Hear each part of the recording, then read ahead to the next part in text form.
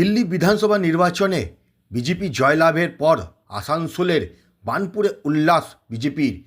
এদিন বার্নপুরের বাড়ি ময়দানে আসানসোল দক্ষিণের বিজেপি বিধায়িকা অগ্নিমিত্রা পালের নেতৃত্বে বিজয় উল্লাস করা হয়। একে অপরকে গেরুয়া আবির মাখিয়ে বাজি ফাটিয়ে লাড্ডু বিতরণ করা হয়। অগ্নিমিত্রা পাল পথচারীদের লাড্ডু বিতরণ করেন। বিজেপি আজকে 25 বছর পরে আজকে দিল্লিতে আমাদের সরকার হতে চলেছে এবং জনতা জনার্দন শেষ কথা বলবে, এইটা মানুষ বুঝিয়ে দিল। আজকে দুর্নীতি, আজকে মানুষের সাথে প্রতিশ্রুতি দিয়ে তার প্রতিশ্রুতি না রাখা, আর সব থেকে হচ্ছে যে ওই সততার প্রতীকের যে ছবি মুখ্যমন্ত্রী আমাদের দেখিয়েছিলেন, ঠিক একই ছবি ইন্ডিয়া এগেনস্ট করাপশন কেজরিওয়াল দেখিয়েছে। আর দিল্লির মানুষ আজকে দেখিয়ে দিয়েছেন ভারতবর্ষের মানুষকে বোকা বানানো অত সহজ নয়। মোদিজির ডিজিটাল ইন্ডিয়ার যুগ, মানুষ সব বোঝে আর মানুষ তার রায় দিল, প্রত্যাখ্যান করলো। আর যে কংগ্রেস এত বড় বড় কথা বলে, যে কংগ্রেস মানুষের মানে হৃদয় নিয়ে মন নিয়ে ছিনিমিনি খেলেছে, আজকে কংগ্রেসের কোথায় জায়গা?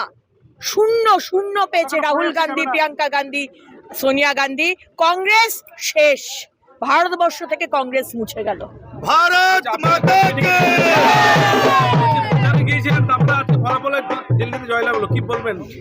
বিরাট আনন্দ। আমি ত্রিপুরাতে গেছিলাম, ত্রিপুরাতে সরকার হয়েছে। ঝাড়খণ্ডে গেছিলাম কিছুক্ষণের জন্য, কিছু সিটের জন্য আমরা সরকার করতে পারিনি, কিন্তু আমি যেখানে ছিলাম সেখানে প্রায় 50% সিট জিতেছিল। এবং আমি দিল্লির প্রচারে গেছিলাম, আমার শীর্ষ নেতৃত্ব আমাকে ডেকেছিলেন, সেই সিটও জিতেছে। মানে জিতেছে না, জিতছিল, এখন এই মুহূর্তের আমি পজিশন জানি না। এবং আমাদের সরকার হচ্ছে পদ্মফুলের সরকার, সুশাসনের সরকার। মানুষের ক্ষমতা অনেক, বাংলার মানুষকে এটা বুঝতে হবে, আমাদের ক্ষমতা অনেক। আপনারা যেটা বুঝবেন, যেটা করবেন সেটাই শেষ কথা। আর দিল্লির মানুষ আজকে দেখিয়ে দিয়েছে যে কতটা শক্ত তাদের শিরদাঁড়া। বাংলার মানুষকেও কিন্তু দেখাতে হবে। এই 1000 টাকার লক্ষ্মীর ভান্ডার এক হাতে আপনি দেবেন আর অন্য হাতে আরএল স্যালাইন আর মানে স্পুরিয়াস স্যালাইন, স্পুরিয়াস ড্রাগস খাওয়াবেন। আমাদের বাড়ির মেয়েদের ধর্ষণ হবে, খুন হবে, ভাইদের কোনো চাকরি হবে না, তারা অন্য রাজ্যে চলে যাবে। এই পশ্চিমবঙ্গ আমরা চাই না।